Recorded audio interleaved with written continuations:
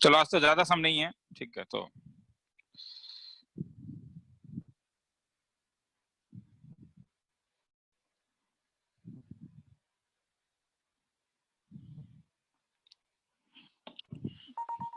ये वाला question number 13। हाँ थोड़ा लेट हो गया मगर ठीक है, वो बना रहा था वो वेबसाइट उसके कारण, क्योंकि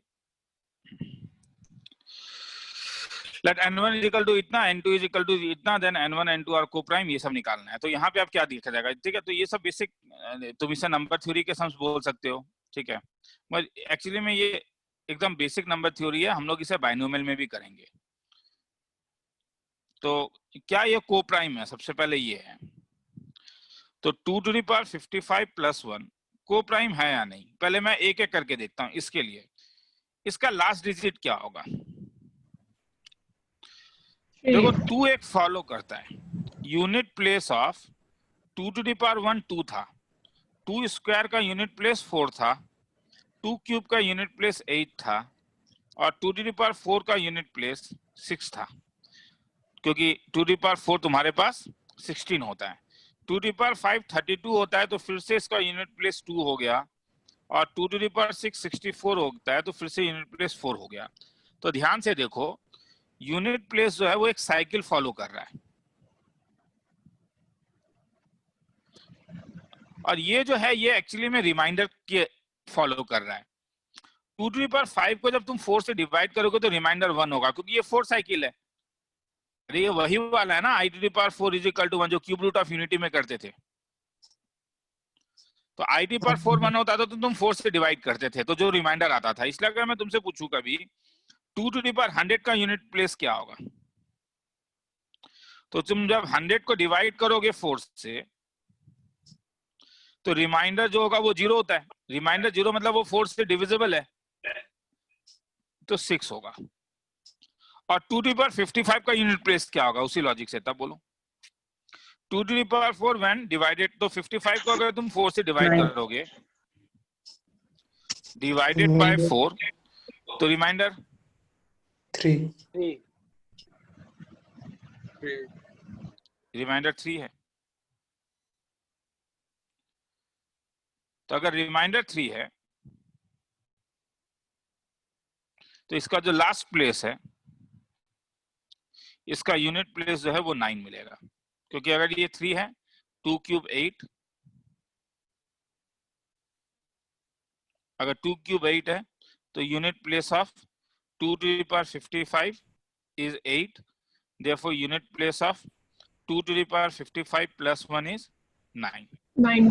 तो इसका यूनिट प्लेस 9 है, ठीक है। तो इससे पता नहीं चला, मतलब अगर सपोज मुझे ये 5 मिल जाता तो मैं डायरेक्टली बोल देता कि यूनिट प्लेस का खेला क्या खेला जा रहा है, मगर यहाँ पे मुझे इससे कुछ पता नहीं चला।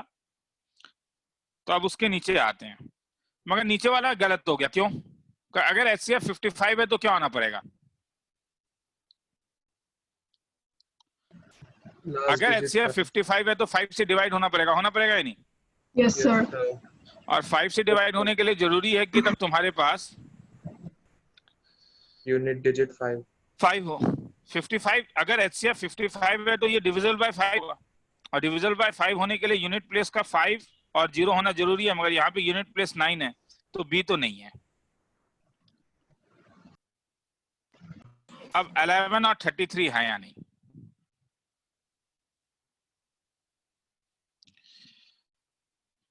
तो 11 से डिविजिबल है या नहीं, क्या 165 11 से डिविजिबल है। Yes sir. Yes sir. 165 is divisible by 11।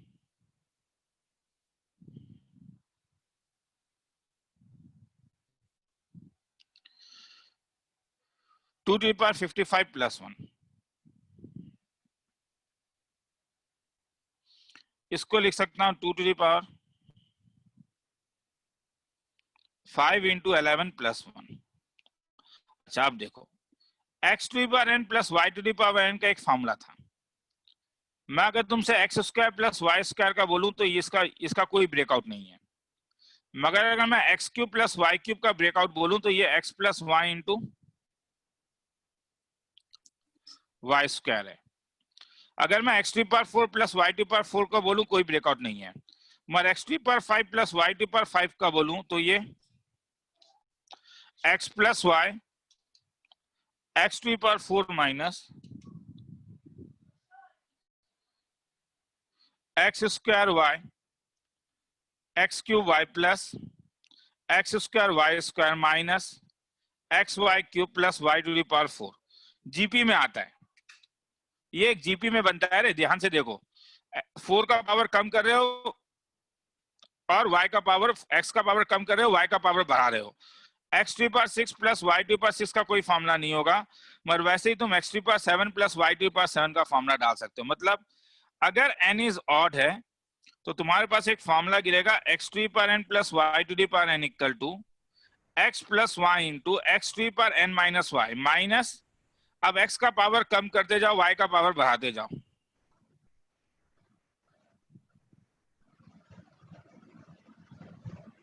अब ये प्लस है या माइनस ये डिपेंड करता है, ठीक है, तो इसलिए मैं उस चीज के ऊपर भी नहीं लिख रहा हूँ, ठीक है। तो ये तो तुम्हारे पास हर समय इवन ही होगा क्योंकि y ऑड है, तो ये तो पता ही चल गया। तो ये plus y to the power n minus 1। Sir हाँ बोलो। यहाँ पे sir 2 to the power 5 into 11 plus 1 होना चाहिए, 11 को लिख 2 टू दी पावर 5 इंटू 11 और प्लस 1 ही है, 1 ही है, ये 1 है, 1 है, वो 1 है। अभी मैं वहां पे हूं ही नहीं। हाँ, ये नीचे वाला थ्योरी बता रहा हूँ, ठीक है, चलो थैंक्स। हाँ, ये 1 है। तो इससे हमें एक चीज पता चल रहा है, देखो x to power n plus y to power n x plus y से डिविजिबल हो रहा है। तो इसलिए तुम लोग ये फॉर्मूला लिख लो। हाँ, ये फॉर्मूला जीपी का एक अच्छा फॉर्मूला है कि x to power n plus y to power n को तुम लिख सकते हो x plus y into x to power, तुम कह सकते हो सर प्रूफ देंगे क्या? प्रूफ देने में इंटरेस्ट है मुझे, प्रूफ मैं दे सकता हूं। एक्स ट्री पर मुझे अच्छा भी लगेगा अगर मैं प्रूफ दूं तुम्हें तो, मगर इफ एन इज ऑड, हाँ प्रूफ देके मुझे अच्छा भी लगेगा तुम्हें, क्योंकि अभी एपीजी पे पढ़ा रहा हूं तो y to the power n minus 1। देखो ऐसे में मैं एक काम करता हूं, मैं x to power n minus 1 को कॉमन ले लेता हूं, तो 1 माइनस ये पहला वाला y बाय x आएगा, दूसरा वाला y बाय x का होल स्क्वायर आएगा, माइनस y बाय x का होल क्यूब आएगा, जाते जाते plus y by x whole to the power n minus 1। क्या ये जीपी में है? Yes, sir. Yes, sir. और Yes, sir. मैं काम करता हूँ, सबको y ले लेता हूँ और सबको अंदर ही लेके चले जाता हूँ होल स्क्वायर। ये बच्चों वाला काम है, तुम बोलोगे अच्छा नहीं लगा सर। हाँ देखे ना, इसका a का वैल्यू कितना, कॉमन रेशियो कितना है इसका, माइनस y बाय x, तो फॉर्मूला क्या गिरेगा इसका? ये तो ये हो गया ना, तब 1 plus r square up to r to the power n minus 1। तो इसका फॉर्मूला क्या गिरेगा? x to the power n minus 1 1 minus r to the power n by 1 minus r, मतलब x to the power n minus 1 1 minus r का मतलब y minus x to the power n divide by 1 minus minus y by x। x to the power n minus 1 cancel हो जाएगा। n even है या odd है? Odd. Odd. Odd है। Odd है Odd. तो माइनस बाहर आ गया, तो ये x to the power n minus 1, ये x to the power n plus y to the power n divided by x to the power n into x plus y divided by x। ये आपस में cancel हो गया, तो hence क्या मिला?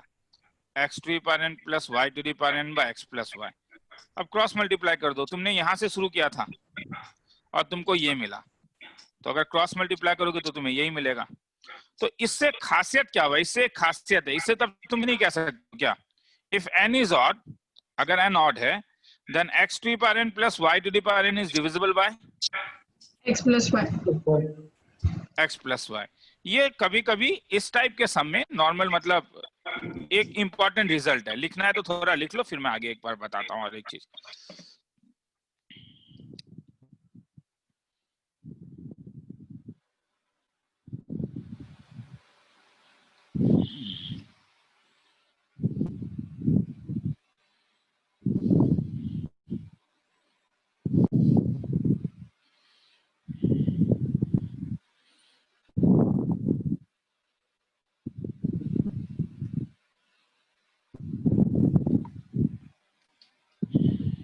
बस रिजल्ट लिखने से हो जाएगा, सब लिखने का जरूरत नहीं है।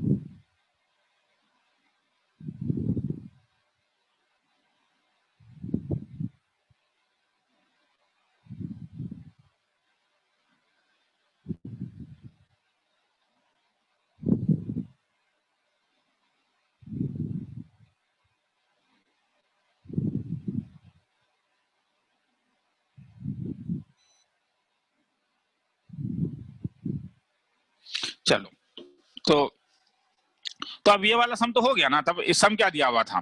सम तुम्हारा था x टू दी पावर कितना, 55 प्लस 1, तो इसे क्या लिख सकते हो, 2 to the power 5 to the power 11 plus 1 is equal to 32 to the power 11 plus 1 to the power 11 is divisible by, बोलोगे क्या होगा? 33. 33. 33. और तो कोई प्राइम नंबर आएगा नहीं तुम्हारे पास आगे, और तो ये डिविजिबल होगा नहीं, तो आंसर तो वही होने वाला है। इसलिए तो आंसर क्या होगा, द एचसीएफ इज 11 हो नहीं सकता है, 33। तुम बोलोगे सर इससे ऊपर का चेक कीजिए, क्यों चेक करूं, ऑप्शन में ही जब नहीं कह रहा है तो इतना मेहनत क्यों करूं। तो अब ये लिखना है तो लिख लो। तो अगर रिजल्ट पता होता तो ये चीज ऐसे किया जा सकता है।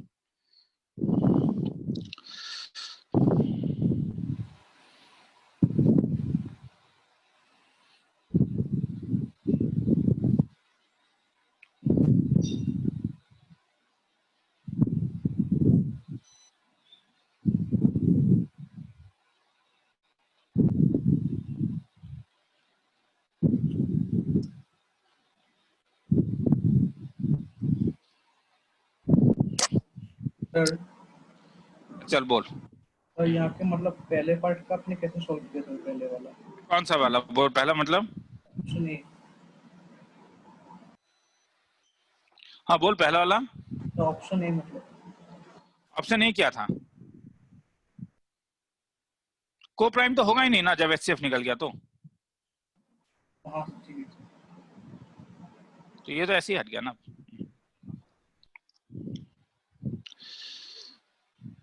जैसे proof that this is divisible by ये, मगर x to the power n minus y to the power n में नहीं रहे, ये तो यहाँ पे n नॉट का जरूरत नहीं है, ये किसी भी नेचुरल नंबर के लिए लगता है ये फॉर्मूला, यहाँ पे हर समय ये पॉसिबल है।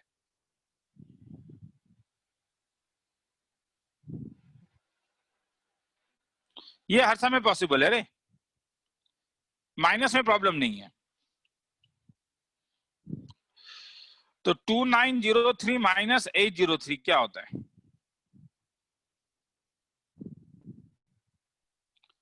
2100।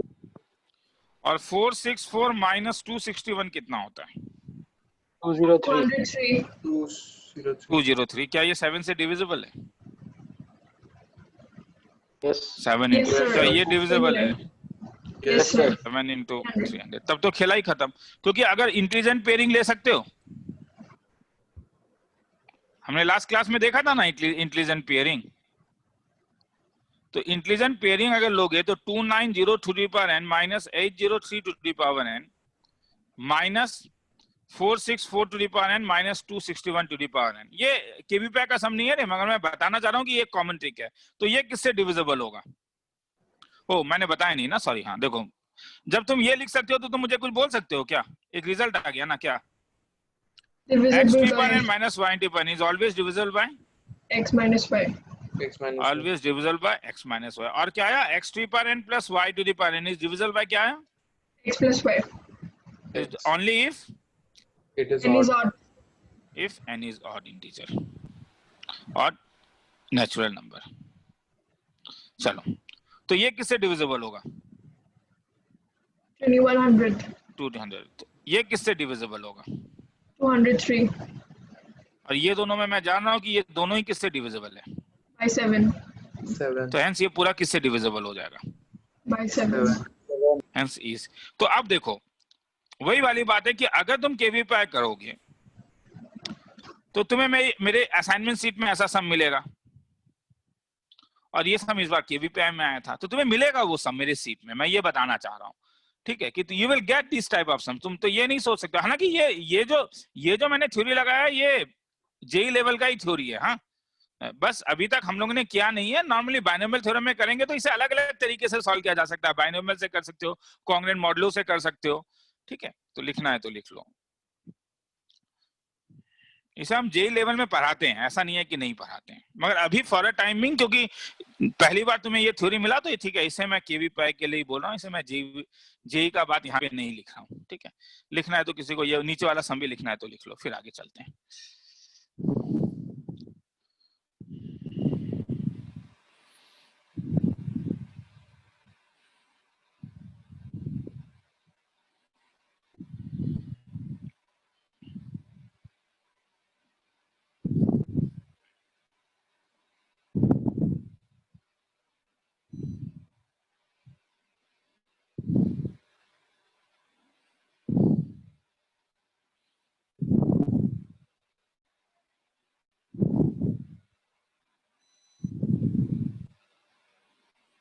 चलो आगे चलते हैं।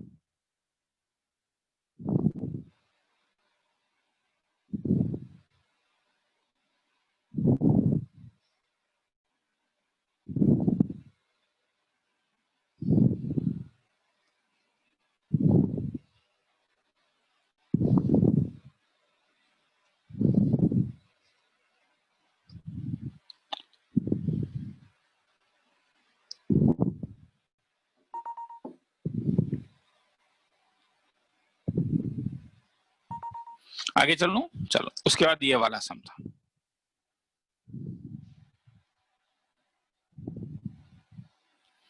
Let L be the number denotes the circle of circumference L.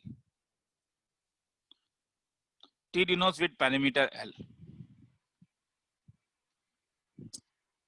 Then, given any positive real number alpha, we can choose C and T as above such that ratio of this is greater than alpha.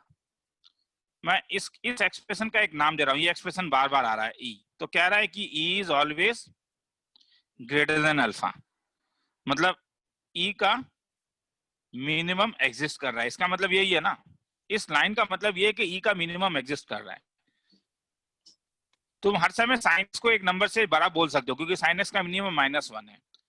ये कह रहा है E is always given any positive real number alpha, we can choose C and T as above.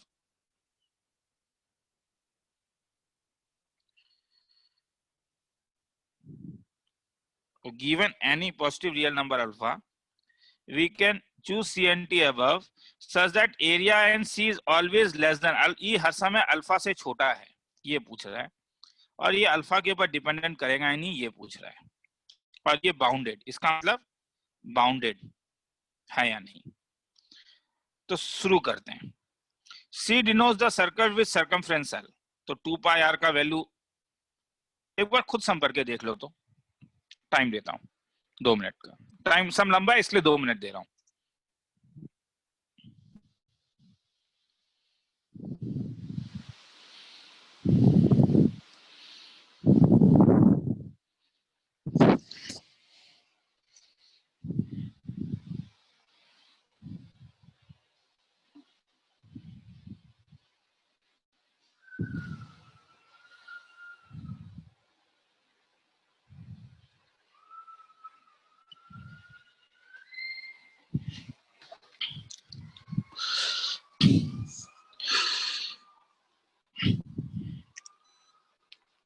चलो एक बार देख लो, पढ़ के देख लो, क्वेश्चन पढ़ के देखो एक बार। हाँ मैं बताऊंगा, सॉल्यूशन करूंगा, समझ में आएगा क्या बोल रहा है।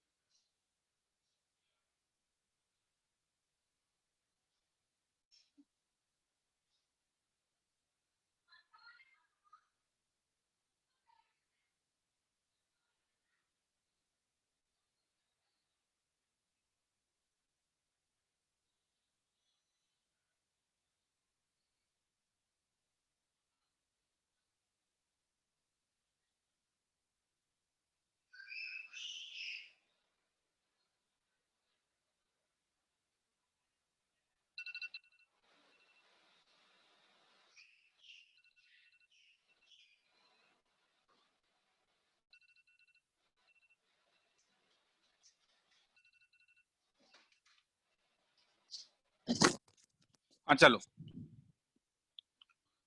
सुनने में आ रहा है? हाँ sir. C denotes the circle with circumference L,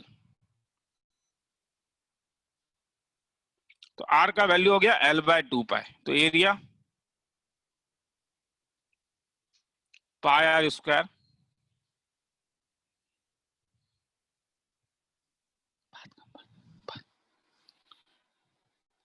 L² by 4 पाई, मेक इट नंबर 1।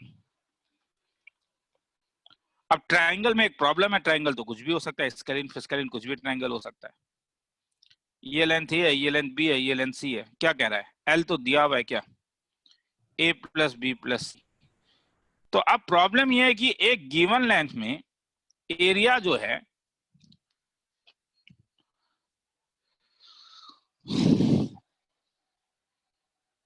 वो क्या होगा, मतलब मैक्सिमम एरिया कब होगा, मिनिमम एरिया कब होगा, उस टाइप से सोचना होगा यहाँ पे।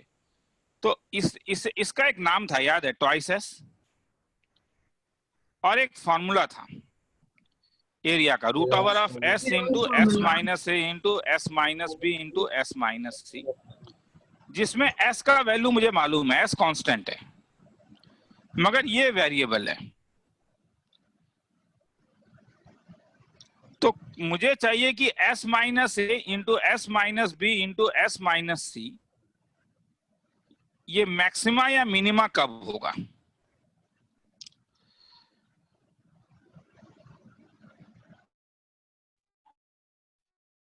मल्टीप्लिकेशन है तो हम एम जीएम लगा के जरा कुछ सोच सकते हैं।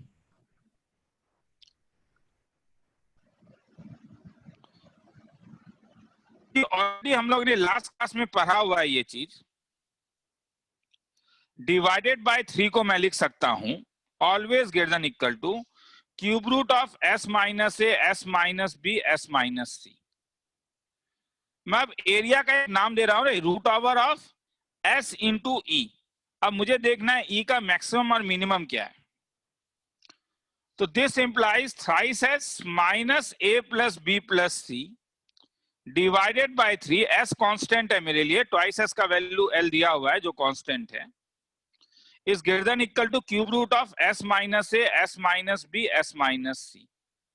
मैं अगर इसके बदले में ई डाल देता हूं तो मुझे मिला cube root of e is always less than equal to a plus b plus c twice s हो जाएगा, तो एस बाय 3। तो हेंस ई हर समय, तो हेंस बोलोगे क्या, ई का मैक्सिमम वैल्यू तुम्हें पता चला, क्या होगा ई का मैक्सिमम, एस बाय 3 का होल क्यूब। और इक्वालिटी का, तो इक्वालिटी कब ऑकर करता था बोलो कुछ, अरे इक्वालिटी मतलब यहाँ पे इक्वल टू, यहाँ इक्वल टू है, यहाँ इक्वल टू है, यहाँ पे इक्वल टू है, यहाँ कुछ बताया था। इक्वालिटी तब ऑकर करता था क्वांटिटी सेम, जब am is equal to gm, sorry when quantities are same, मतलब s माइनस a, और तीनों सेम कब होगा, जब a is equal to b, hence triangle is equilateral. तो मैं इतना महाभारत, क्योंकि मैंने ऊपर डायरेक्टली लिखाया नहीं, अब मैं इतना महाभारत में इसलिए कर रहा था कि मैं ये जानता हूं कि गिवन पैरीमीटर में equilateral triangle has maximum area. आया समझ में, ये हर समय याद रखना।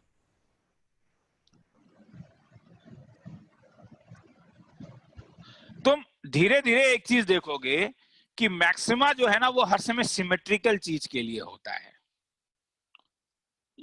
और एक्सट्रीमा जो होता है वो हर समय एक्सट्रीमा, मैक्सिमा तो मैं गलत कह रहा हूं क्योंकि tan A tan B tan C में मिनिमा हो जाता है कई बार, tan A plus tan B plus tan C में।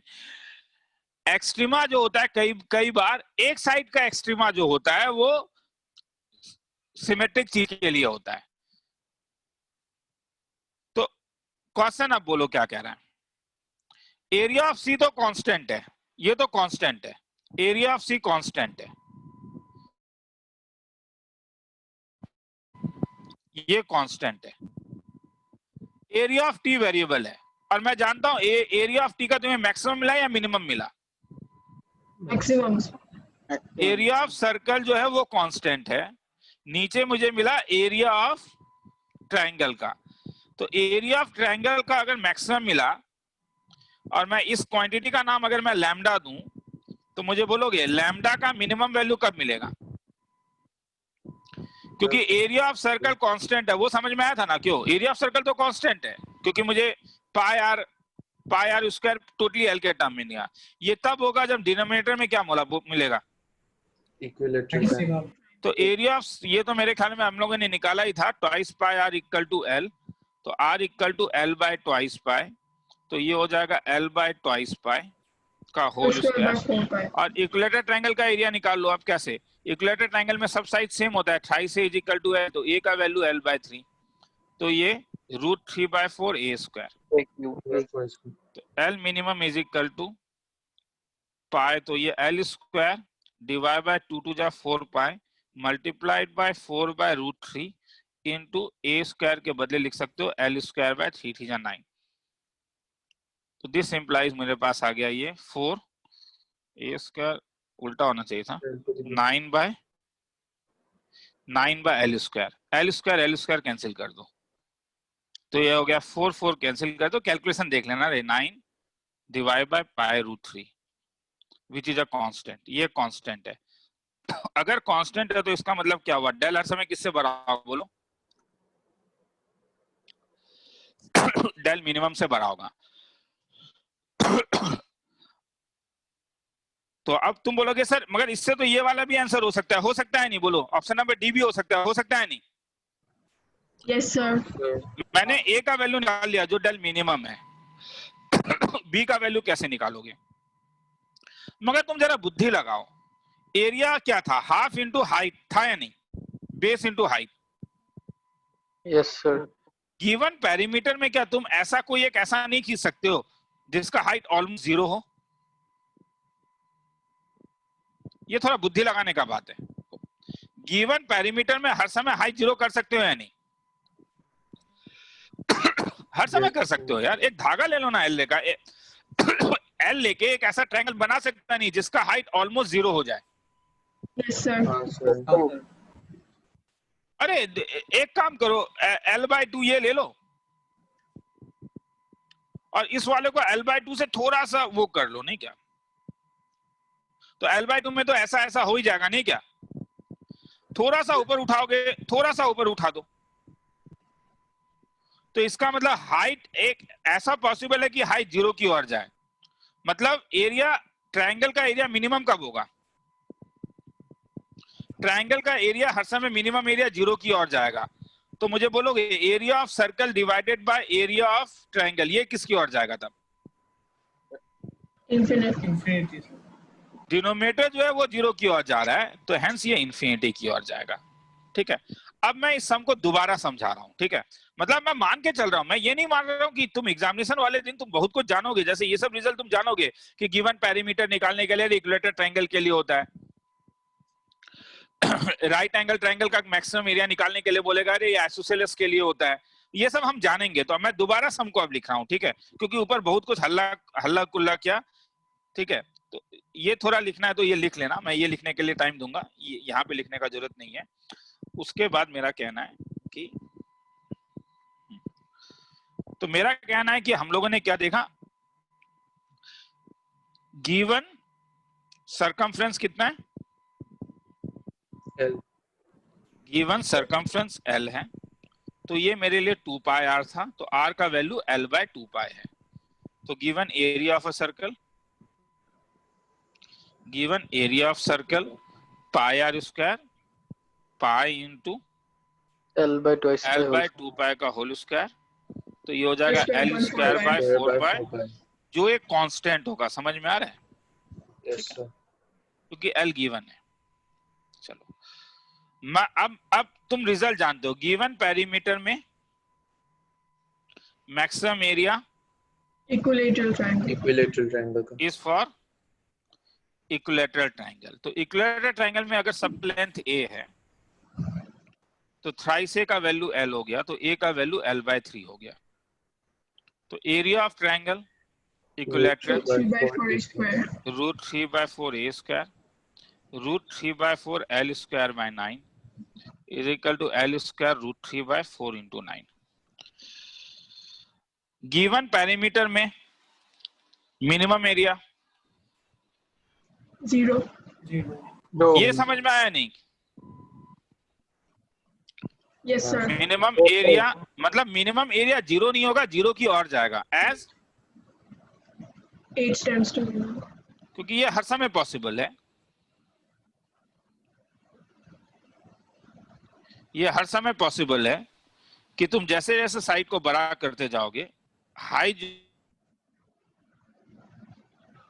तो hence area of circle divided by area of triangle का मिनिमम कब होगा? जब ऊपर वाला तो कांस्टेंट ही है और जब नीचे वाला मैक्सिमम हो जाएगा। मैक्सिमम इसके लिए था L square by 4 pi into 4 into 9 by L square into √3 cancel 4 4 cancel 9 by pi √3। और मैक्सिमम कब होगा? Area of triangle 0. Area of circle by area of triangle maximum कब होगा? ये मैक्सिमम Area of तो ऊपर triangle वाला 0. तो कांस्टेंट है, नीचे वाला जब मिनिमम होगा, मिनिमम 0 की ओर जा रहा है, तो ये किसकी ओर जा रहा है? Infinite. अब ऑप्शन देखते हैं। ये गलत हो गया, independent of c and t, ये भी नहीं है क्योंकि तुम्हारा डिपेंडेंट, ये मैं बस इक्विलैटरल बाकी सब के, क्योंकि सी से तो सी के लिए प्रॉब्लम नहीं है मगर टी के लिए तो प्रॉब्लम है ना रे, क्योंकि ये इक्विलैटरल ट्रायंगल के लिए हो रहा है, तो जैसे जैसे ट्रायंगल को करते जाओगे तो एरिया भी चेंज होते जाएगा, तो ये भी हो गया। और तुम्हारे पास मिनिमम है, तो हेंस तुम कह रहे हो कि ये हर समय कहां से कहां तक होगा, यहां से लेके 9 बाय पाई बाय 4√3 से लेके इंफिनिटी तक होगा, तो किसी भी पर्टिकुलर अल्फा के लिए तुम्हें एक ग्रेटर एरिया मिलेगा, तो हेंस ये अनबाउंडेड है, area is greater than alpha, ये हर समय पॉसिबल है, क्योंकि ये वाला जो क्वांटिटी है ये क्वांटिटी अनबाउंडेड है, अनबाउंडेड अबव। किसी को थोड़ा सा लिखना है तो लिख लो, काफी कुछ समझाया है, ठीक है। मेरा कह रहा है कि ये चीज से ज्यादा इंपॉर्टेंट मेरे लिए ये है, यहाँ पे जो मैंने थ्योरी डेवलप किया, ये क्यों, ऊपर ये वाला रिजल्ट लिख के, ये वाला रिजल्ट लिख के वो लिख लो, फिर नीचे भी लिखने का टाइम दूंगा, ठीक है, कॉपी। अब तुम बोलोगे सर एग्जामिनेशन में इतना सोचना जरूरी था, एक्चुअली में एग्जामिनेशन में इतना सोचना जरूरी ही नहीं था, एग्जामिनेशन में तुम लोग डायरेक्टली एक काम कर सकते थे, मेरा कहना है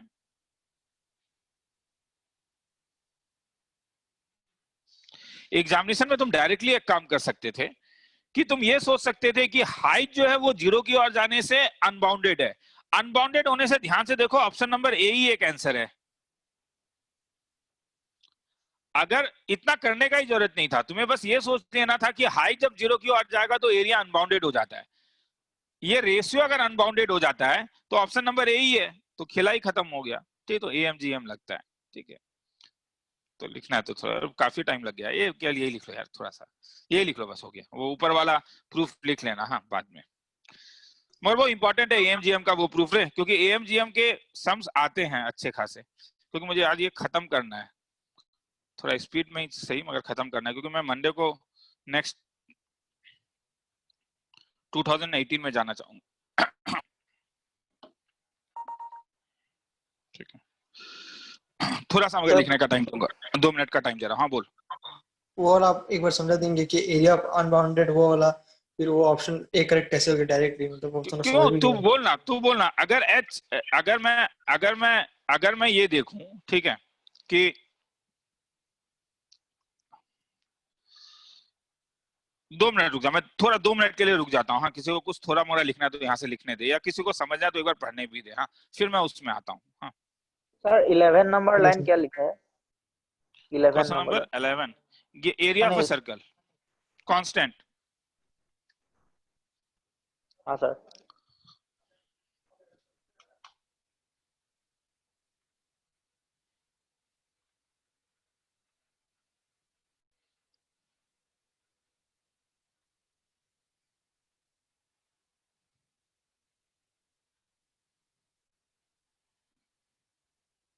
कांस्टेंट लिखा है,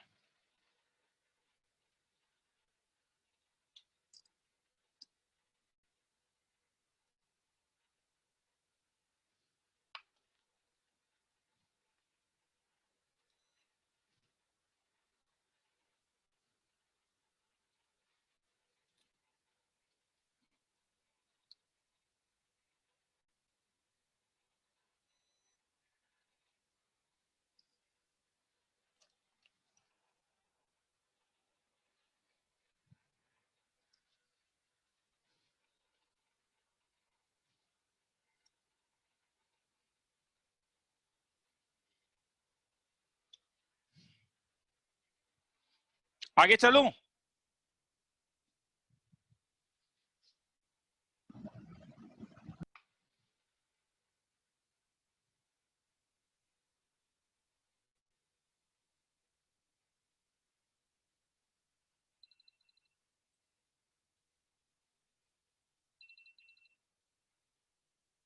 ठीक है, चलो आगे चलता हूं। 2 मिनट हो गया। मैंने ये बोला था, मैं दोबारा तब ये सम ले आता हूं, समझाने में मुझे आसानी होगा तब।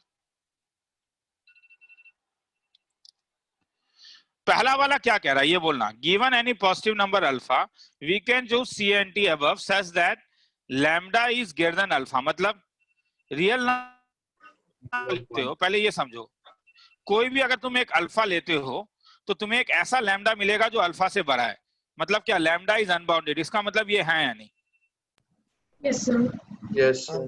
मतलब अगर मैं कहूं कि लैम्डा को मैं 10 टू द पावर 10 लेता हूं अल्फा को, तो लैम्डा जो होगा वो 10 टू द पावर 10 से बड़ा होगा। ये कह रहा है कि हर समय ये 10 टू द पावर 10 से छोटा होगा। मतलब कोई भी नंबर ले लो, ये कह रहा है ये Yes, sir. Independent of CNT. ये तो देखो, मैं क्या कह रहा हूं, मेरा कहना है कि अगर तुम्हें ये सम सॉल्व नहीं करना है तो अपने इंट्यूशन को लेना है। अरे पेरीमीटर के ऊपर एरिया डिपेंडेंट है। सेम पेरीमीटर का राइट एंगल ट्रायंगल और सेम पेरीमीटर का इक्विलेटरल ट्रायंगल का एरिया सेम नहीं होता, वो हमें मालूम है। तुम स्पीड में करके भी देख सकते हो। तो ये तो ऐसे ही चला गया। और अब ये, मगर मैं जानता हूं कि जैसे जैसे अगर एक सिंगल पेरीमीटर में जैसे जैसे हाइट 0 की ओर जाएगा तो एरिया ऑफ ट्रायंगल 0 की ओर जाता है। इसका मतलब area of circle divided by area of triangle जो है वो इंफिनिटी की ओर जाएगा। मतलब लैम्डा जो होगा वो अनबाउंडेड है। तो अब मुझे बोल कौन सा ऑप्शन सही होगा, बोल।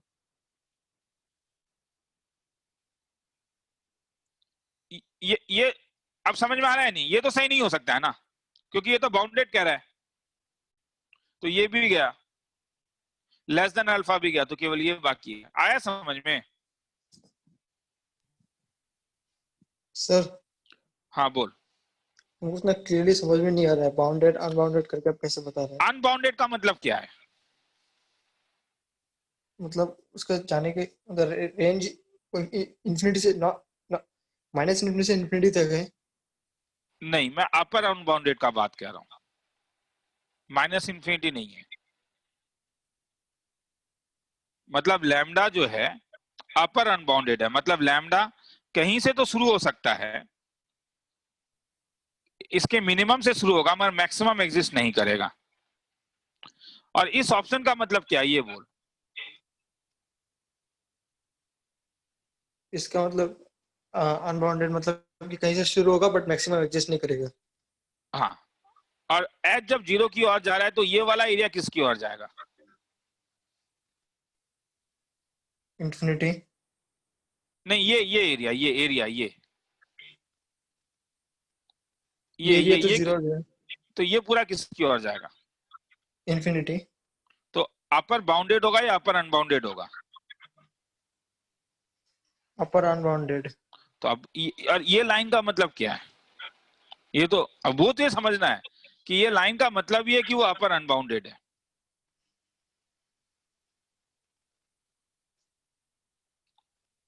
तो यही ऑप्शन सही है। प्रॉब्लम तुझे यहां नहीं है, प्रॉब्लम तुझे यहां है कि तुझे ये लाइन का मतलब समझ में नहीं आ रहा है। हाँ सर वही। प्रॉब्लम यहां नहीं है। ये चीज तो ये समझ में आ गया होगा मेरे ख्यालों में। हाँ मगर सर ये ये आ सबको गया। हाँ, तो ये इसका मतलब समझना, वो तो अंग्रेजी का प्रॉब्लम है ना रे। तब मैं और क्या हाँ बोलूं, sir. Given any positive real number alpha, कोई भी पॉजिटिव रियल नंबर अल्फा मैं तुझे दूं तो हर समय एक ऐसा सी और टी निकाल सकता है कि ये उस नंबर से बड़ा होना पड़ेगा। हाँ मतलब मतलब इसका अगर मतलब मैंने, जैसे हाँ एग्जांपल देते हैं, मतलब 1 से लेके इंफिनिटी तक इसका कोई ये होगा ना, एक रेंज होगा। इसका नहीं, इसका कोई रेंज नहीं होगा। इसका मतलब तो कोई रेंज नहीं होगा ना। इसका मतलब तो कोई रेंज, क्योंकि गिवन एनी पर्टिकुलर नहीं, कोई भी पॉजिटिव नंबर दूं ये हर समय उससे बड़ा होगा। हाँ हाँ ठीक है सर।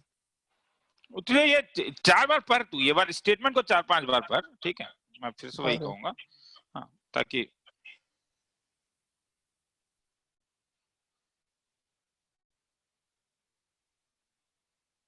चलो उसके बाद वाला सर देखते हैं। सर सी नंबर एक बार शॉर्ट में समझा दीजिए। सी क्या मतलब बोलो, मैंने इसलिए 2 मिनट दिया था। ऑप्शन का मतलब बोल कि ऑप्शन क्या, सी कह क्या रहा है, पहले मुझे ये बोल, अंग्रेजी में क्या कह रहा है वो? Sir independent. Independent of T. मगर इंडिपेंडेंट ऑफ टी, मगर हम लोगों ने ऊपर निकाल के देखा था, area of equilateral triangle √3/4 L square आया, बाकी सब के लिए क्यों सेम होगा? सेम पेरीमीटर में तुझे क्या लगता है, सेम पेरीमीटर में अगर मैं एक लेता हूं 2, 4 और 6, थोड़ा बुद्धि लगाना होगा, नहीं मैं फिर से कह रहा हूं, ठीक है? 2, 6, 4, 10, 12, 2, 4, 6 और 4, 4, 4. 4, 4, 2, क्या इसका एरिया सेम होगा? नहीं, सर 4, 4, नहीं 4 नहीं, सर 4, 4, इसका 4, मतलब हाँ सब में डिफरेंस होगा ना। हाँ, वही कह रहा है ना, मगर क्वेश्चन कह रहा है इंडिपेंडेंट नहीं है। इंडिपेंडेंट, मगर क्वेश्चन कह रहा है इंडिपेंडेंट है, हाँ, तो ये तो गलत हो गया ना, हाँ सर ठीक है। ठीक है? तो वो तुझे यहाँ समझ पे गया। ऑप्शंस को लाके एक बार देखना होगा तुम्हें, ठीक है? सर चलो हाँ, बोलते जाओ। सर सर मतलब ये क्या इंट्यूशन से समझना पड़ेगा कि इक्विलेटरल ट्रायंगल का एरिया एक गिवन पेरीमीटर के लिए बड़ा होगा सबसे। इंट्यूशन मतलब केवीपीआई ये मानता है ना कि तुम केवीपीआई का केवल एग्जाम देने नहीं जा रहे हो, तुम प्रिपरेशन करके देने जा रहे हो। तो अगर तुम प्रिपरेशन करने के लिए करके देने के लिए जाओगे तो बहुत रिजल्ट्स तुम लोग को पता होगा। जैसे ये वाला तुम्हें पता होगा कि गिवन पेरीमीटर में मैक्सिमम एरिया किसके लिए होता है, क्योंकि नॉर्मली ये वाला जो सम है ये स्टैंडर्ड सम है। तुम देखोगे कि ये वाला जो मैंने लॉजिक अभी लगाया, तुम 2018 लगेगा, 2-3 बार लगा हुआ है। मगर मेरा कहना है कि अगर तुम ये लॉजिक नहीं जानते हो तो लास्ट में मैंने बोला कि तुम लोग इंट्यूशन से भी, अब देखो यार मैं दोबारा कह रहा हूं, मैं जब तुम्हें कह रहा हूं कि तुम इंट्यूशन से आंसर दे सकते हो, उसे मैं नहीं समझा सकता हूं।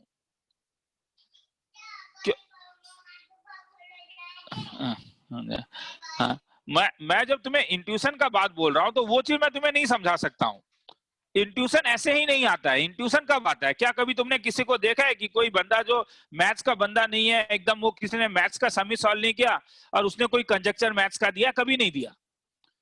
तो इंट्यूशन वर्ड ही जो है ना, इंट्यूशन वर्ड हम लोग को लगता है, मतलब देखो सबसे पहले फिर से वही चीज बोलता हूं, इंट्यूशन वर्ड हमें ऐसा फील होता है कि देखते ही हमारे दिमाग में आ जाना चाहिए, मगर नहीं आता है। तुम्हें बहुत प्रैक्टिस करना होगा, फिर धीरे धीरे इंट्यूशन डेवलप होगा। तुम बोलोगे क्यों सर? एल्बर्ट आइंस्टीन तो देखते भी पता चल गया, या हमें बताया गया है कि न्यूटन जो है उसके सर में एप्पल गिरा और उसका इंट्यूशन ने बता दिया कि ग्रेविटी है। और मैंने वो इंग्लिश में पढ़ा भी है क्लास 5 में, पहले एनसीईआरटी में था, जो हिस्ट्री को डिस्टॉर्ट करता है। क्योंकि न्यूटन इतना बेवकूफ आदमी नहीं था, वो बहुत बड़ा फिजिशियन था, बहुत बड़ा फिजिसिस्ट था। वो उसने इंटीग्रेशन को डेवलप किया है, उसने डिफरेंशिएशन को डेवलप किया है, तो उसके सर में एप्पल नहीं गिरा था। हाँ, ये हो सकता है कि उसके सर में एप्पल गिरने के कारण वो जीनियस बन गया, जो कभी कभी सुनने में आता है कि किसी का एक्सीडेंट हो गया और उसका ब्रेन में कुछ प्रॉब्लम हो गया। तो वो जो इंट्यूशन है ना, वो वैसा नहीं है कि एप्पल गिरेगा और तुम्हें इंट्यूशन आ जाएगा। उसके लिए तुम्हें चीजों को सॉल्व करना होगा। इसलिए मैंने यहाँ पे जो बताया कि तुम ऐसे भी कर सकते हो, ये करने के लिए तुम्हें बहुत सम्स करना होगा, और ये करने के लिए भी तुम्हें सम्स करना होगा। तो इसलिए, और ज्यादा अगर तुम लोग इंट्यूशन में घबरा जाओगे तो एक प्रॉब्लम होगा। मैं इंट्यूशन वाले सम्स तुम्हें बताऊंगा नहीं कि तुम ऐसे भी कर सकते हो। तो इंट्यूशन वाला मेरा जो सम है, वो सम का एक प्रॉब्लम समझो, वो मैं तुम्हें बता रहा हूं कि हाँ, तुम जब मेहनत करने लगोगे तो हो सकता है कि प्रॉब्लम को तुम देखते ही समझ जाओ, अरे प्रॉब्लम को ऐसे भी करने से हो जाएगा। अब मैं आगे चल रहा हूँ, हाँ 2 मिनट रुको। वो ब्रेन में इंट्यूशन वैसा थोड़ी ना है कि ब्रेन में एप्पल गिरेगा और हमें ग्रेविटी पता चल जाएगा, एकदम गलत बात है। आगे चलो, 2 मिनट रुको, हाँ उसके नेक्स्ट सम में चलता हूँ, उसके बाद बोलता हूँ। फिर उसके बाद और एक बात है, सिलेक्शन जो होता है, अगर तुम 60% लेके आ जाते हो केवीपीआई के रिटर्न में, तो ऑलमोस्ट बहुत मान जाओ कि सिलेक्शन हो जाएगा। 60% में सिलेक्शन होता है और मैथ सबसे डिफिकल्ट आता है, तो छोड़ोगे भी तो ना मैथ्स के कुछ सम। चलो, हाँ, 3 digit number ABC such that arithmetic mean of BC is square of their geometrical mean, क्या होगा? B plus C by 2 is equal to BC.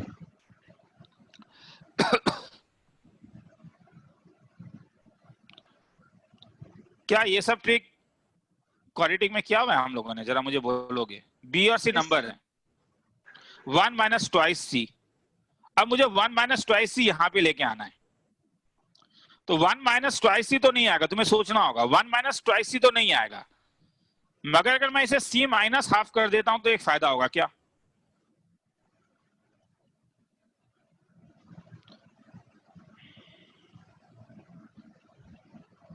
कुछ याद आ रहा है? पेयरिंग वाला sum, Yes, sir. b minus half 1 minus twice c is equal to minus half, तो twice b minus 1 by 2 multiplied by 1 minus twice c is equal to minus 1 by 2। तो 2 को cancel कर दो, मतलब twice b minus 1 into twice c minus 1 equal to 1। अब ये कब होगा? क्वेश्चन में मुझे मालूम है BC जो है वो डिजिट है, तो बोलोगे ये कब होना पॉसिबल है? दोनों ही 1 होना पड़ेगा। ये तभी पॉसिबल है अगर दोनों 1 हो, मगर BC डिजिट होने के कारण 0 भी पॉसिबल है। BC डिजिट होने के कारण ये नेगेटिव होना पॉसिबल है अगर B का वैल्यू 0 है। तो अगर दोनों 1 हुआ तो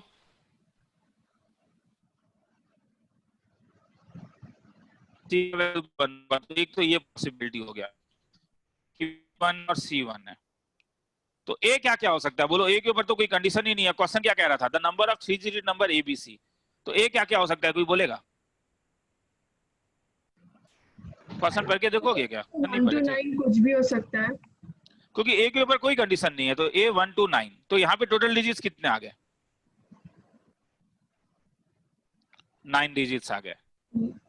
अब B का वैल्यू 0 और C का वैल्यू 0, A 1 to 9, 0 0 यहाँ से आ रहा है ना, वो तो दिखने से ही लग रहा है। इज इक्वल टू -1 जब B 0 और C 0, तो यहाँ पे कितने डिजिट्स आ गए? 9। और क्या ये दोनों में कोई रिपीटेशन होगा? काउंटिंग में एक बड़ा प्रॉब्लम होता है, कभी रिपीटेशन हो ही नहीं सकता है, क्योंकि यहाँ पे BC में 1 1 है, यहाँ पे 0 0 है। तो आंसर टोटल 18 डिजिट्स है। 18। ध्यान से देखना है तो लिखना है तो लिख लो। तो मैं दोबारा कह रहा हूं, ठीक है, ये मैं जब इंट्यूशन वाला बात बोलूंगा तो मैं वो तब बोल रहा हूं जब तुम लोग पूरा मेहनत करोगे और तब वो इंट्यूशन आएगा। मगर कई बार तुम लोग को वो चीज उल्टा लगता है, वो शॉर्टकट है। वो कोई शॉर्टकट नहीं है, वो मेहनत करने का फल है। हाँ बोल। सर यहाँ पे तो इक्वालिटी वैसे भी होता ना, क्योंकि मतलब BC तो इक्वल होना ही पड़ता। नहीं, ये यहाँ पे स्क्वायर कह रहा है, स्क्वायर रूट नहीं कह रहा है। आया समझ में? अच्छा, हाँ सर, हाँ। वरना तब तो ये B इक्वल टू C 1 2 3 4 सबके लिए ट्रू होना चाहिए था ना। हाँ सर, हाँ। सर बोलते जा। वहाँ पे 9 डिजिट्स कैसे हुआ? 9 डिजिट्स तो नहीं होना चाहिए ना? क्यों बोल, को क्वेश्चन करके बोल। हाँ क्यों? जैसे ऐसे सर डिजिट्स, हाँ पहला वाला जहाँ पे B इक्वल टू 1 और C इक्वल टू 1 आया, वहाँ पे आपने 9 डिजिट्स बोला ना? हाँ, क्योंकि A क्या क्या ले सकता है, क्वेश्चन पढ़ के देखना।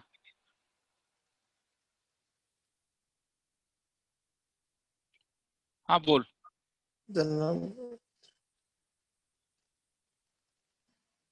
हाँ सर, ठीक है। वही तो मेरा कहना है ना, प्रॉब्लम क्वेश्चन नहीं पढ़ने से तो कुछ भी समझ में नहीं आएगा। ठीक है, तो पहले क्वेश्चन पढ़ के देखो। मतलब तो 1 तो ले लिया, तो मतलब 0 से लेकर 9 तक 9 डिजिट्स हो ना, मतलब ऐसे ना? A तो 0 नहीं हो सकता है ना। जब तुम ABC ले रहे हो तो B1 ले लिया, C1 ले लिया। A क्या क्या हो सकता है? A1 हो सकता है, 2 हो सकता है, 3 4 5 6 7 8 9, मतलब 1 1 1 हो सकता है, 2 1 1 3 1 1, 911 ऐसे कितने डिजिट्स होंगे, या 100 हो सकता है, 200 हाँ 300 समझ गया फिर 900। सर।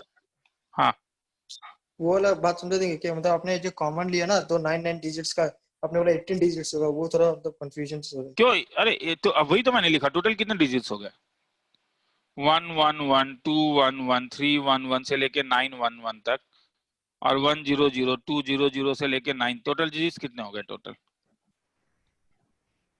18 डिजिट्स। आगे चलूं? हाँ सर। चलो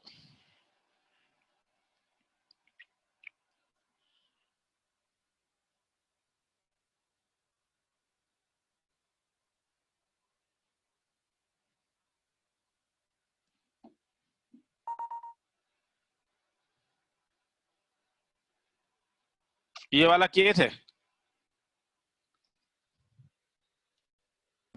ये ट्राई किया था तुम लोगों ने, क्योंकि ये तो ट्राई क्वाड्रेटिक किया का था। सम। चलो ये एक बार जेई एडवांस में आया हुआ सम है ऐसा, और एग्जैक्टली सेम सम को उठा के दे दिया है। चलो बड़ा मुश्किल है यार, आईपीएल भी चल रहा है, 121 for 3। चलो आज मुझे याद ही नहीं था कि आज आईपीएल का मैच है, और ये पूरा चलता ही रहेगा। चलो देखते हैं। If ABCD with a distinct real number such that AB are the roots of, तो AB जो है वो रूट्स है। चलो एक एक करके देखते हैं क्या जाता है। -6D इसका रूट्स A और B है। एक्स स्क्वायर -5AX -6B का वैल्यू जो है इसका रूट C और D है। तो A प्लस B का वैल्यू 5C, AB का value -6D, C plus D का वैल्यू 5A और CD का वैल्यू -6B। यहां तक तो क्लियर है? Yes sir. ये नंबर 1 लेते हैं, ये नंबर 2, क्या निकालना है? B plus D। तो B प्लस D में तो पहले एक काम करते हैं कि 1 + 3 ऐड कर लेते हैं, 1 और 3 को, क्योंकि दिखने से तो लग रहा है कि कुछ मिलेगा। A plus B plus C plus D is equal to 5 C plus A, मतलब B plus D is equal to 4 times of C plus A। तो एक चीज आ गया।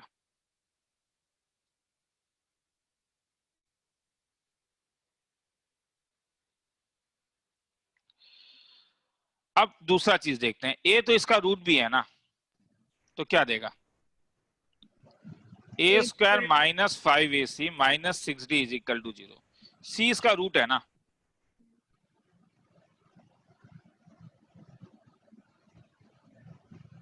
ये A है और ये B है, तो क्या देगा? C square -5CA -6B equal to 0। AC common है। ये इसमें ये सब ट्रिक्स हैं, ये सब तुम्हें करना होगा। 5 - 6 कर लो, A square -C square -6 of D - B is equal to 0, मतलब A - C into A plus C is equal to 6 times of D - B।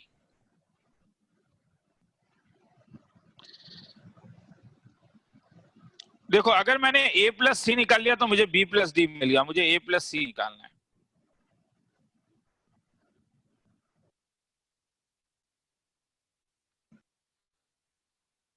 अब D माइनस B मुझे कब मिलेगा, या A माइनस C कब मिलेगा? जब मैं 1 - 3 करूंगा तो क्या मिलेगा, देखोगे?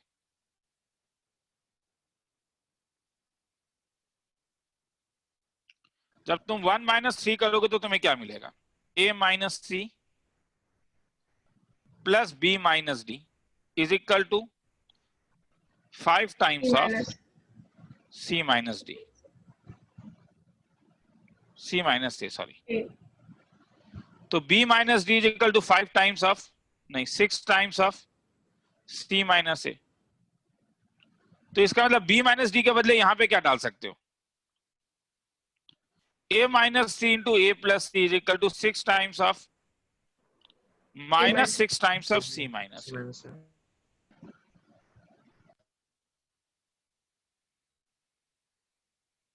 तो ये और ये कैंसिल हो गया, तो हेंस a प्लस सी का वैल्यू आ गया तुम्हारे पास 36 36। तो b प्लस डी का वैल्यू आ गया 144 36 इंटू 144। आंसर सी है। खेला खत्म। किसी को देखना है तो देख लो। तुम बोलोगे सर इसमें क्या कॉन्सेप्ट है, ये इसे कॉन्सेप्ट नहीं कहते हैं, इसे जस्ट हम मैनिपुलेशन कहते हैं। ठीक है, किसी को देखना है तो देख लो।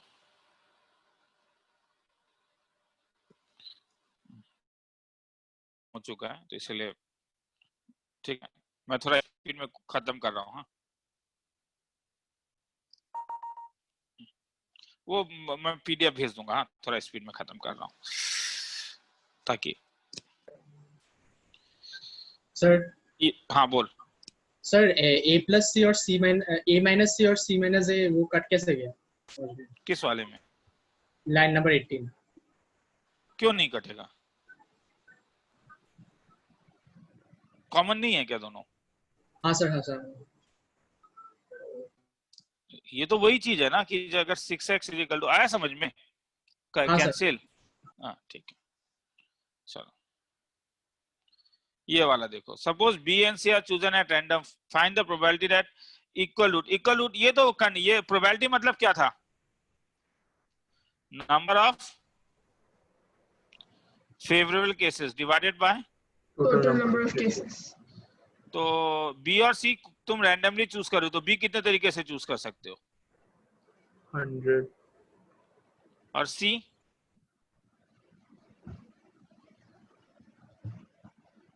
सी कितने तरीके से? 100 ही होगा रे, क्योंकि रिपीटेशन अलाउड है। ऐसा नहीं कह रहा कि बी और सी अलग है। तो सैंपल स्पेस में कितने जगह हो जाएंगे? 200 100 into 100 10,000 इंटू होगा। अच्छा चलो, अब इक्वल रूट के लिए क्या कंडीशन है? B square minus 4ac is equal to 0 मतलब b square equal to 16c।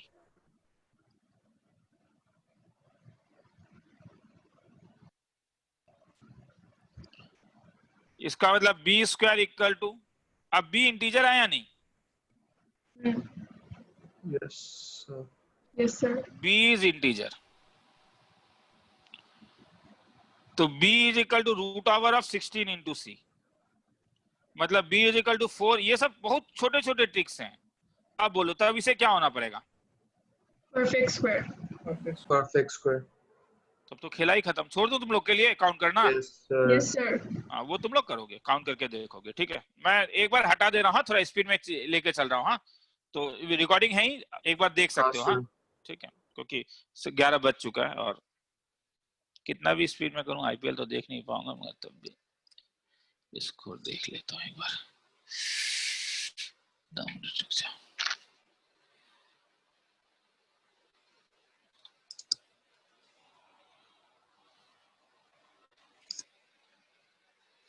Seventeen ball 29 run.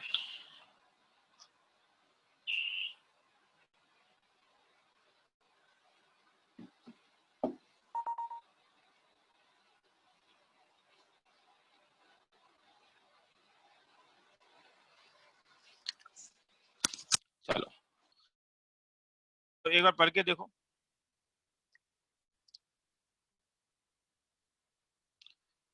मैं फिर से कह रहा हूं, मैंने अभी तक थ्योरी नहीं करवाया, मैं बस प्रॉब्लम सॉल्व करवा रहा हूं। हाँ, ताकि बाद में जब, ताकि तुम लोग को पता चले कि इसके बाद जब मैं तुम्हें असाइनमेंट शीट्स दूंगा तो तुम ये फील कर पाओ कि हाँ ऐसे सम्स मुझे करने पड़ेंगे। वरना अगर मैं अभी डायरेक्टली इस टाइप के असाइनमेंट शीट्स दूंगा, और इसमें पास्ट ईयर करने से फायदा क्या होता है कि हमें बहुत कुछ ट्रिक हमें सीखने को मिल जाता है।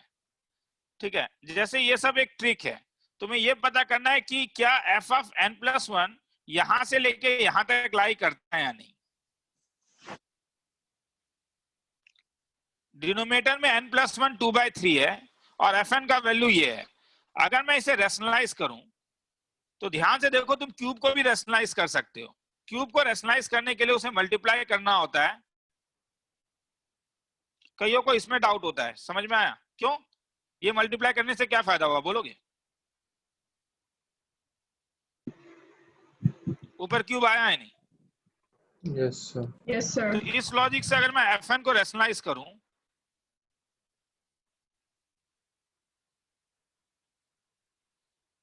तो क्या मिलेगा? 2/3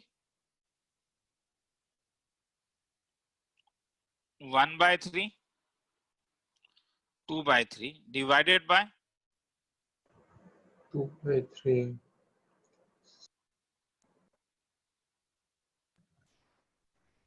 Fn is equal to n plus 1 minus 1 by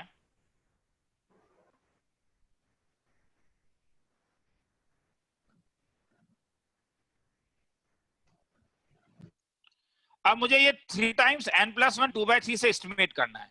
ऊपर वाला 1 आ गया, एक 2/3 है,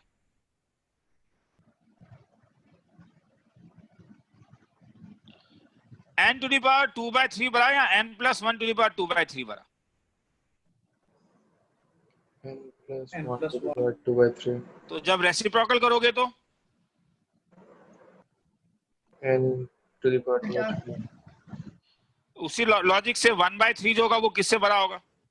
N सर ये plus दिमाग में plus कहां से 1 to the आएगा? power क्यों 1 नहीं by- आएगा दिमाग में? डिनोमिनेटर में देखो क्या है, N plus 1 to the power 2. अगर दिख रहा है तो 3 into n plus 1 2/3 मतलब तुम्हें 3 बार लाना है। एक बार है ही, रिमेनिंग 2 यहां से आएगा मगर इनइक्वालिटी के साथ आएगा। तो क्या तुम ये नहीं लिख सकते हो इज ग्रेटर देन?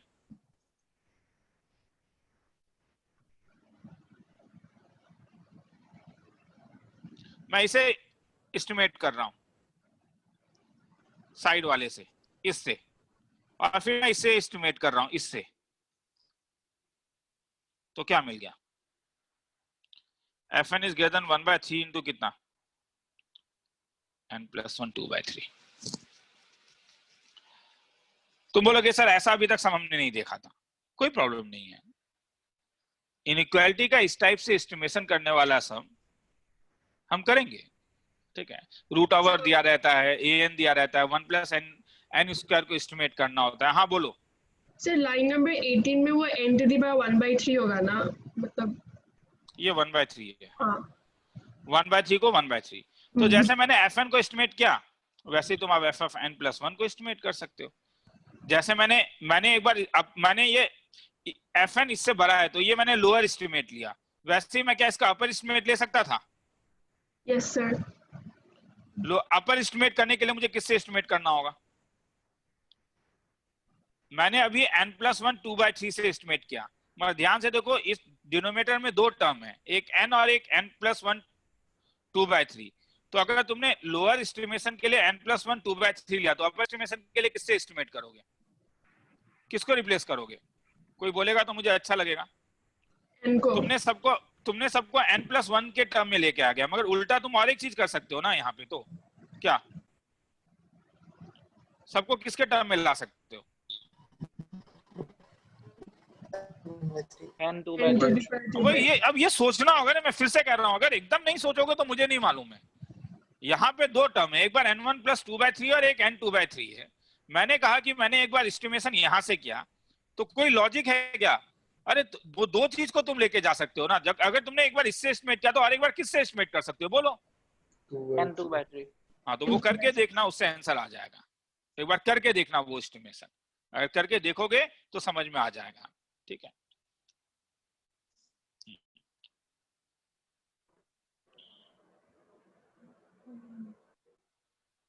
चलो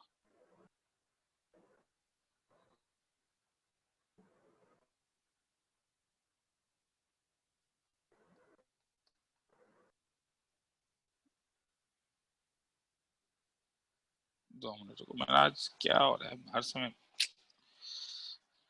और दो सम बाकी है, दो सम कम।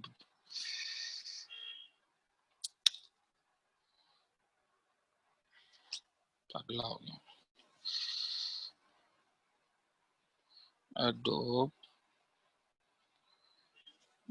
पीडीएफ लेके आया हूँ क्या? नहीं लेके आया हूँ ना। पीडीएफ ही दे देता हूँ, 2 मिनट रुको। हाँ 2 मिनट रुको, पीडीएफ भेज देता हूँ एक बार, कंप्यूटर हैंग हो रहा है। शेयर कॉपी,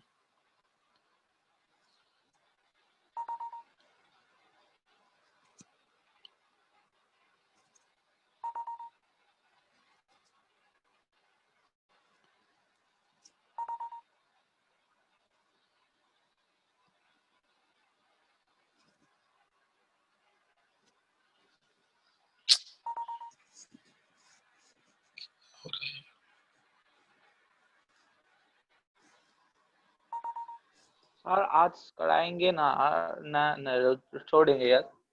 अभी मैं 2 समय यार करवाने का मतलब सब आ ही नहीं रहा है, वो सम ही नहीं आ रहा है, तो मैं क्या करूँ, मैं शेयर ही नहीं कर पा रहा हूँ आईपैड और आईफोन के भी ऊपर। ठीक है सर। 2 मिनट रुक जा, तरीका प्रॉब्लम आए तभी करा पाऊंगा ना। सर व्हाट्सएप में भेजो। नहीं इसमें ये तो आईपैड में तो कुछ भी नहीं है ना मेरे पास, मैं मतलब आईफोन से इसके ऊपर शेयर करता हूँ ना, मेरा आईफोन नहीं जानता हूँ, उससे 2-3 बार शेयर करने के बाद क्या हो जा रहा है इसको। ठीक है, वो मैंने गलती किया है, मैं लास्ट क्लास भी ये हुआ था, इसलिए क्लास 12th वाले में मैंने क्या किया था कि क्लास से पहले मैं सब फोटो यहाँ पे मैं लेके आ गया था, आज मतलब मैं आईपीएल देखने लगा ना, तो इसलिए प्रॉब्लम हो गया, क्लास से पहले मैं अरेंज नहीं कर पाया क्लास को, या नेक्स्ट क्लास में करवाता हूँ दोनों। हाँ तब भी, हाँ वो 2 सब नेक्स्ट क्लास में करवा देता हूँ। हाँ अच्छा देखो, मैं अभी थोड़ी देर के अंदर तुमको 2018 का केवीपाई पेपर भेजूंगा, ठीक है? Okay sir. और अगर सब कुछ ठीक रहा तो मंडे 10 Okay, बजे। sir. हाँ सब कुछ Okay, ठीक रहा sir. तो मंडे 10 बजे। हाँ थोड़ा लगा था, Okay. चलो ओके, गुड नाइट। सर हाँ बोल, गुड नाइट सर।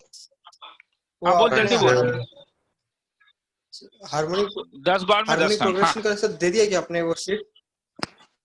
हाँ सर, कौन सा हार्मोनिक प्रोग्रेशन का आपने बोला था ना, हार्मोनिक देंगे एक शीट प्रोग्रेशन। देंगे।